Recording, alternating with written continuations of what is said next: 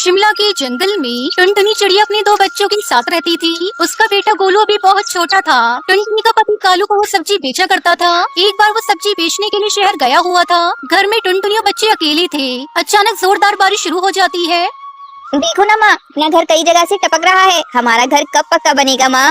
बिटिया, हम लोग गरीब हैं। हमारे पास इतने पैसे नहीं है कि हम अपना पक्का घर बना सके। तू ऐसा कर, जहाँ जहाँ से पानी टपक रहा है वहाँ वहाँ बर्तन लगा दे। एक दो दिन में तेरे पापा भी शहर से सब्जी बेच कर आ जाएंगे। वो ढेर सारे पैसे लेकर आएंगे, फिर हम अपने घर की मरम्मत करेंगे। ठीक है मम्मा, मैं बर्तन लगा देती हूँ। मुझे भूख लगी है। मम्मा मेरे लिए भोजन निकाल दो। दोस्तों, कल की वीडियो में आपने इतने कम लाइक क्यों? मुझे बहुत बुरा लगता है दोस्तों, जब मैं आपके कहने पर कहानी बनाती हूँ और आप बहुत कम लाइक करते हो। और जब आप कम लाइक करते हो तो मुझे वीडियो बनाने का बिल्कुल भी मन नहीं करता है। तो प्लीज दोस्तों, अब इस वीडियो पर जाकर लाइक कर दो। बिटिया, भोजन बनने ही वाला है, मैं अभी भोजन निकाल देती हूँ। सारी रात बारिश होती रही। उनका घर बारिश के पानी में पूरी तरह भीग चुका था। टुनटुनी अपने सब्जी के खेत में काम करने जा रही थी।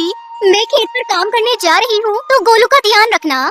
ठीक है मम्मा, जाओ, मैं गोलू का ध्यान रखूंगी। टुनटुनी खेत पर चली जाती है और उसे काम करते करते बहुत देर हो जाती है। अरे प्री, काम करते करते मुझे समय का ध्यान ही नहीं रहा। मुझे जल्दी घर जाना होगा। ना जाने कैसे सुनहरी गोलू को संभाल रही होगी।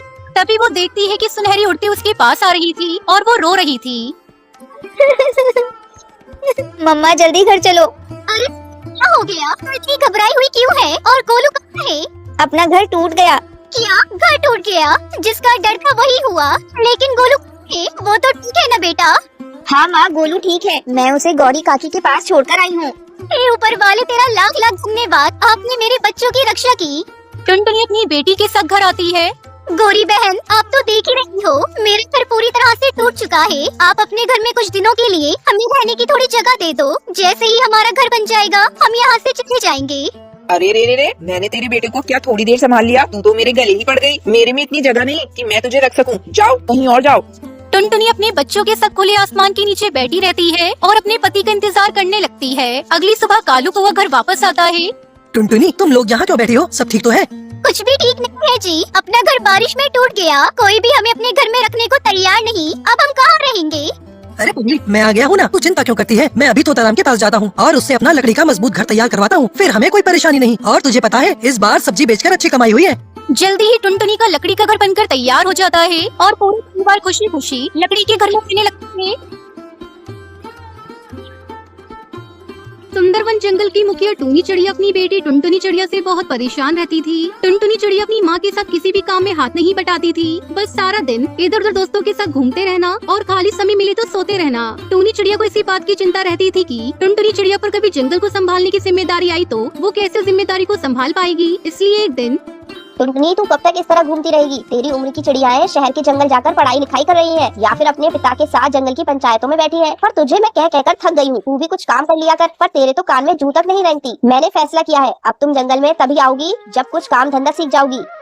अरे कैसी बातें कर रही हूँ माँ? अकेली नन्ही चिड़िया कहाँ कहाँ भटकेगी? माँ, मुझे नहीं जाना कहीं भी। मैं पिंकी के साथ खेलने जा रही हूँ। खबरदार, जो खेलने गई तो मैंने कह दिया सो कह दिया। अब तुम कल सुबह काम की तलाश में जाओगी और कोई काम सीख कर ही लौटोगी।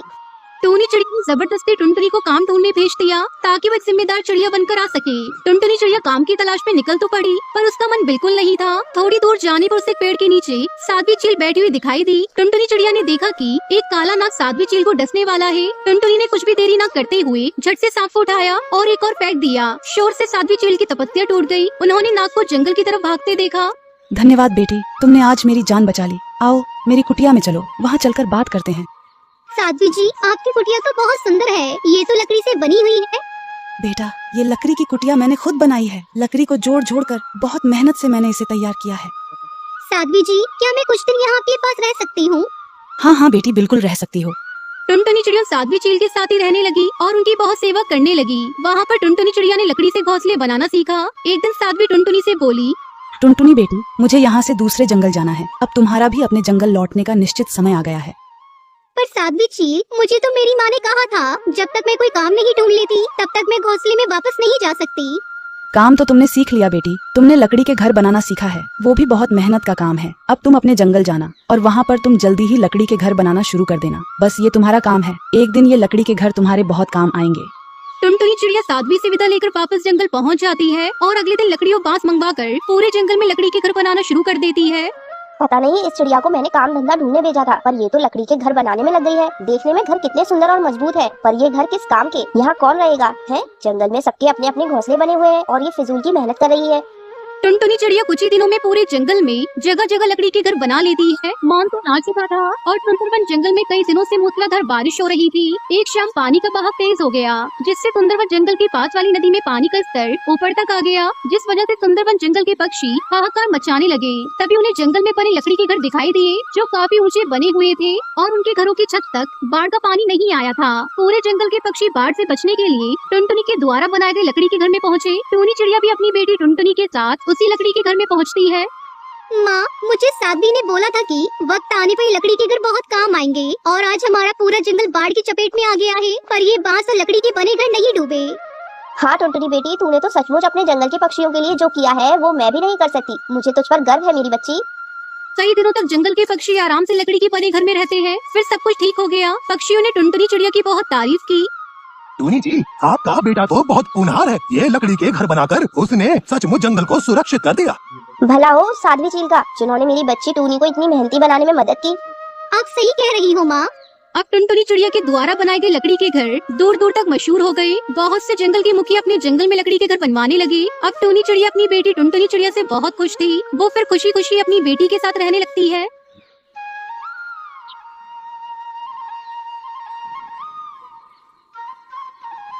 सावन के जंगल में टुनटुनी चिड़िया अपनी दो बेटियों के साथ रहती थी, जिनका नाम सुनहरी और पिंकी चिड़िया था। उसका पति कालू कौवा टमाटर बेचा करता था। एक दिन जब वो टमाटर बेच रहा था, तभी उसका दोस्त बंटी कबूतर उसके पास आता है। अरे ओ कालू भाई, क्या हाल चाल है? कई दिनों के बाद शहर के जंगल से आज अपने आया हूँ, सोचा तुझसे मिलकर चलूं। भैया, महंगाई इतनी बढ़ गई कि कोई टमाटर खरीद, जिसे देखो सबको सस्ते टमाटर चाहिए। तब लोग हमारे वीडियो को लाइक, अगर आपने हमारे चैनल को सब्सक्राइब नहीं किया है तो जल्द सब्सक्राइब कर लें और कमेंट सेक्शन में जरूर बताएं कि आपको हमारी ये कहानी कैसी लगी। मेरी मानो कालू भैया, तो ये टमाटर बेचना छोड़ो और मेरे साथ शहर के जंगल चलो। अच्छी नौकरी दिलवा दूंगा और बच्चों को भी शहर बुला लेना। कालू कबूतर जाकर ये बात अपनी पत्नी टुनटुनी को बताता है। उसकी बातें सुनकर टुनटुनी परेशान हो जाती है। जी, आप हम लोगों को यहाँ छोड़कर शहर के जंगल क्यों जा रहे हो? दोनों को हो जाएगा। तो जंगल शायद मैं अच्छी कमाई, फिर मैं तुम सबको कालू कबूतर चला जाता है। इधर टुनटुनी चिड़िया अकेली ही अपने बच्चों को संभाल रही थी। तभी एक दिन कालू कौवे के दोस्त का फोन टुनटुनी चिड़िया के पास आता है। अब तुम्हारे पति इस दुनिया में नहीं है। वो काम की तलाश में नदी पार जंगल जा रही थी, तभी तूफान आया और वो नदी में गया, जिसकी वजह से उसकी मौत हो गई। इतना सुनकर टुनटुनी चिड़िया जोर जोर से रोने लगती है। क्या हो गया जी? मैंने आपसे मना किया कि आप इस शहर के जंगल मत जाओ, लेकिन आप की बारी अब अपने दोनों बेटियों को कैसे पालूंगी? तभी थोड़ी देर बाद तेज बारिश होने लगती है। दे रहा है, एक तो मेरे ऊपर तूफान आ गया, ऊपर से तेज बारिश। मैंने तो किया मुझे नहीं पड़ती। 2 दिन तक बारिश होती रही, जिस पर टुनटुनी चिड़िया को डर था वहाँ से नहीं हुआ और उससे टूटकर पानी में बहने लगा। अरे क्या सोच रही है? अपनी बच्ची को लेकर तुम डूब जाओगी। बारिश में पानी जाएंगे। थोड़ी दूर जाने पर सुनहरी अपनी माँ से कहती है, माँ, बारिश की बहुत तेज बिटिया आजा। टुनटुनी चिड़िया सुनहरी को अपनी गोद में बिठा लेती है और अपने बच्चों के साथ छिपने की नई जगह तलाश करने लगती है। तुम कहाँ जा रहे हैं? यहाँ तो कोई भी घर नहीं। बारिश बहुत तेज है मम्मी, मेरे पंख गीले हो गए, मुझसे तो उड़ा भी नहीं जा रहा है। बेटिया, वो वहाँ दिखाई दे रहा है, शायद वो जादूगर का कलाकार है। फिर टुनटुनी अपने बच्चों के साथ उस जादुई कलाकार के पास जाती है। जादूगर चलो, बारिश क्या है? अरे बहन, तुम कौन हो? जल्दी से घर के ऊपर आ जाओ और अपने पंख सुखा लो, भीगने से तबीयत खराब हो जाएगी। तभी जादूगर की पत्नी सुंदरी कौवी उससे कहती है, तुम ये क्या कह रहे हो? बिना जान पहचान किसे घर में रख रहे हो? ये घर है, धर्मशाला नहीं। खबरदार, जो ये चिड़िया हमारे घर के अंदर आई तो मैं चौंच मार मार कर इन तीनों को मार डालूंगी। सुंदरी, मुसीबत में दूसरों की हम मदद नहीं करेंगे तो कौन करेगी? और जितना तुम्हारा हक है उतना मेरा भी है, ये मत भूलो। ये घर मैंने अपने जादू से तैयार किया है। अगर टुनटुनी बहन के यहाँ रहने से तुम्हें परेशानी है तो तुम उससे बाहर चले जाओ, फिर तुम्हें पता चलेगा कि बारिश में भीगने से कैसा लगता है। जादूगर टुनटुनी चिड़िया उसके बच्चों को अपने घर में रख लेता है। कई दिनों बाद बारिश रुक जाती है। भैया आपका बहुत बहुत धन्यवाद, आपने मुझे और मेरे बच्चों को हौसला दिया। मुझे भी अपने बच्चे को नया घोंसला बनाना होगा। बहन, तुमने मुझे भैया कहा है और मैं अपनी बहन को खाली हाथ कैसे विदा कर सकता हूँ? ये जादुई गुलाब का बीज, इसे ले जाकर गीली मिट्टी में दबा देना। थोड़ी ही देर में ये गुलाब घर में उमड़ जाएगा। आपका बहुत बहुत धन्यवाद, मैं आपको इंसान नहीं भूलूंगी। आप नहीं जानते, आपने मेरी कितनी बड़ी समस्या दूर कर दी। उसके बाद टुनटुनी चिड़िया अपनी बेटियों के साथ घर लौटती है और गीली मिट्टी में वो जादुई गुलाब का बीज दबा देती है। थोड़ी देर बाद वहाँ एक बड़ा जादुई गुलाब का घर प्रकट हो जाता है। अरे माँ, वो देखो कितना अच्छा गुलाब घर बन गया। जादूगर अंकल ने तो हमें बहुत अच्छा घर बनाकर दे दिया। माँ, अब हमें तेज बारिश से डरना नहीं पड़ेगा। फिर सभी उस गुलाब घर में खुशी खुशी रहने लगते हैं। हिमालय के जंगल में टुनटुनी नाम की चिड़िया रहती थी। उसकी माँ बीमारी के चलते दोनों पैरों से अपाहिज हो चुकी थी, इसलिए वो बिस्तर में ही रहती थी। जबकि उसके पिता दिन भर शराब के नशे में चूर यहाँ वो पड़ा रहता था। 2 वक्त की रोटी कमाने के लिए टुनटुनी चिड़िया कच्ची पक्की मोमोज बनाकर बेचा करती थी।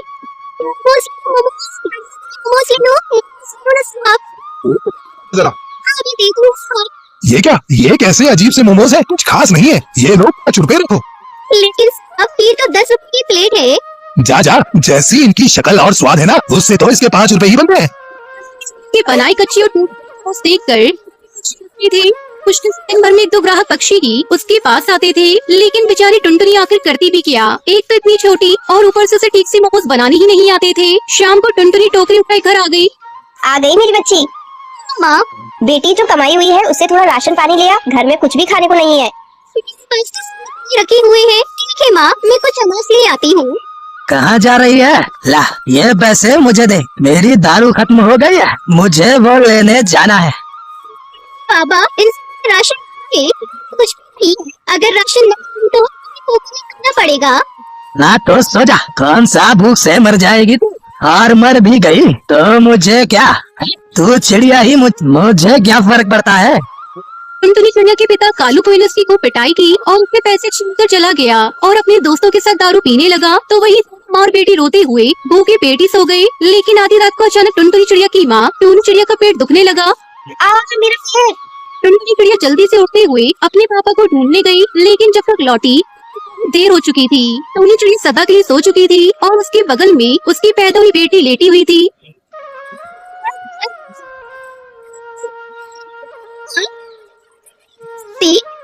टुनटुनी चिड़िया ने अपनी बहन को गोद में ले लिया। तभी नशे में धुत होकर कालू वहाँ पहुँचा। अरे टुनटुनी, मेरा बेटा आ गया है इस में, ला दे, मुझे बेटा हुआ है ना, जल्दी बता। नहीं पापा, मेरी हुई है। इस मुहिम ने फिर से चिड़िया को जन्म दे दिया, इससे तो मैं बताता हूँ। कालू को टूनी चिड़िया की लाश को डंडे से पीटने लगा। तभी टुनटुनी चिड़िया से रोकते हुए कहती है, पापा, पापा को मर चुकी है, वो हमें छोड़कर जा चुकी है। ये तो अच्छा, मुसीबत उतरी सर से, वैसे ही कम वक्त अपाहिज थी हम पर। चल अब तू अपनी इस बहन को लेकर निकल मेरे घोंसले से। लेकिन बाबा बहुत छोटे हैं, अब जाएंगे। जहाँ मर्जी जाओ मेरी बला से, लेकिन मेरे घोंसले से निकलो चलो। फिर टुनटुनी चिड़िया अपनी बहन को उठाकर वहाँ से चली गई और एक पेड़ की डाल पर जाकर बैठ गई और रोने लगी। अब मैं अपनी छोटी बहन का पेट कैसे पालूंगी, मैं तो खुद बहुत छोटी हूँ। वो दर पर भटकते हुए भीख मांगने लगी। अब तो छोटी बहन का पेट करना है। सारा दिन भीख मांगकर टुनटुनी चिड़िया के पास कुछ पैसे इकट्ठे हो गए थे, जिससे उसने अपने लिए खाना और अपनी छोटी बहन के लिए दूध लिया और फिर एक पेड़ की डाल पर जाकर रहने लगी। तभी उसकी नजर सामने बनी दुकान पर गई, जिसमें कबूतर गोल गोल मोमोज बना रहा था। टुनटुनी चिड़िया उसकी मोमोज बनाने के तरीके को बड़ी ही गौर से देख रही थी। उसके मोमोज खरीदने के लिए काफी पक्षी खड़े थे। अरे वाह, कितनी अच्छी महक आ रही है मोमोज की।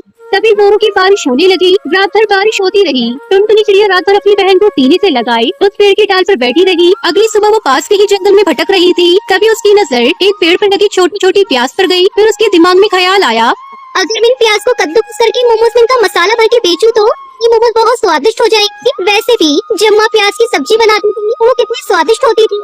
टुनटुनी चिड़िया बिना देर किए फिर बाजार में भीख मांगने लगती है और एक हफ्ते बाद जब उसके पास कुछ पैसे इकट्ठे हो जाते हैं तो उनसे मोमोज बनाने का सामान और एक कद्दूकस खरीद कर लाती है। फिर उन प्याज के टुकड़ों को कद्दूकस करके उसका मसाला मोमोज में भरकर उन्हें मिट्टी के चूल्हे में बनाकर बेचने लगती है। प्याज के मोमोज खाकर पक्षियों को मजा आ जाएगा। इसके प्याज के मोमोज खाकर देखती हूँ, एक प्लेट लगाना तो। जी मैम, सभी लीजिए। अरे वाह, ये तो बहुत स्वादिष्ट है। पल भर में ही उसके पास पक्षियों की भीड़ जमा हो गई। सबको उसके प्याज के मोमोज बहुत पसंद आए। उस दिन उसकी खूब कमाई हुई और अब वो हर रोज प्याज के मोमोज बनाकर बेचने लगी। कुछ ही दिनों में उसकी अच्छी खासी कमाई हो गई। उसने एक हौसला ले लिया और अपनी छोटी बहन के साथ खुशी खुशी वहाँ रहने लगी। एक जंगल में टुनटुनी नाम की चिड़िया रहा करती थी। टुनटुनी के माता पिता का कुछ दिन पहले दुर्घटना में देहांत हो गया था, जिसके बाद से टुनटुनी चिड़िया को 2 वक्त के भोजन का इंतजाम करना भी कठिन हो गया था। एक दिन टुनटुनी चिड़िया दुखी होकर सोचती है, इस जंगल में तो कोई भी मेरी सहायता नहीं कर रहा है। जब से माता पिता गए हैं, तब से मैंने पेट भरकर 2 वक्त का भोजन भी नहीं किया है। मुझे अब जल्दी अपनी लिए काम ढूंढना होगा, वरना इस तरह तो मैं भूखी ही मर जाऊंगी। ऐसा सोचकर टुनटुनी चिड़िया उड़ते हुए जंगल की ओर चली जाती है। वहाँ पर वो पक्षियों को मोमोज के ठेले से मोमोज खरीद कर खाते हुए देखती है। अरे वाह, ये कौन सी चीज है जिसको खाने के लिए पक्षियों ने इतनी भीड़ लगा रखी है। क्यों ना मैं भी मोमोज बनाना सीख लूं और जंगल में अपना मोमोज का ठेला लगा लूं। ऐसा करने से मेरी गरीबी भी दूर हो जाएगी और मेरी रोजगार की समस्या भी हल हो जाएगी। इसके बाद टुनटुनी खुशी खुशी जंगल लौट आती है और जल्दी ही रुपयों का इंतजाम करके अपना एक मोमोज का ठेला लगा लेती है। आओ पक्षियों, मेरे हाथ के बने गर्मा गर्म मोमोज खाओ। ऐसे मोमोज तुमने पहले कभी नहीं खाए होंगे। मेरे हाथ के चटपटे मोमोज खाकर आप लोग कोई और चाट खाना ही भूल जाओगे। धीरे धीरे पक्षियों की भीड़ उसके ठेले के पास जमा होने लगती है। अरे टुनटुनी, एक प्लेट मोमोज मुझे भी बनाकर दे, देखूं तो कैसे बने हैं तेरे मोमोज। बस शोर ही मचा रही है या कुछ बातें भी हैं? हाँ हाँ काकी, क्यों नहीं, जरूर खा कर देखो और अगर अच्छा लगे तो और पक्षियों को भी जरूर भेजना मेरे ठेले पर। अरे वाह वाह वाह, तूने तो बहुत बढ़िया मोमोज बनाया है। तेरे हाथ के मोमोज और चटपटी चटनी खाकर तो मजा ही आ गया। अब मैं जंगल के सभी पक्षियों को तेरे ठेले पर मोमोज खाने भेजूंगी। इस तरह देखते ही देखते टुनटुनी का मोमोज का ठेला पूरे जंगल में बहुत फेमस हो जाता है। हर पक्षी टुनटुनी के हाथ के मोमोज खाने के लिए सुबह से ही उसके ठेले पर लाइन लगा लेते हैं। अरे ये जब से मोमोज का ठेला लगाया है, जंगल के सारे पक्षी तो जैसे कोई और चाट खाना ही भूल गए। सुबह से ही इसके ठेले पर भीड़ लग जाती है और एक हमें पूरा दिन अपने ठेले के पास खड़े होकर मक्खी मार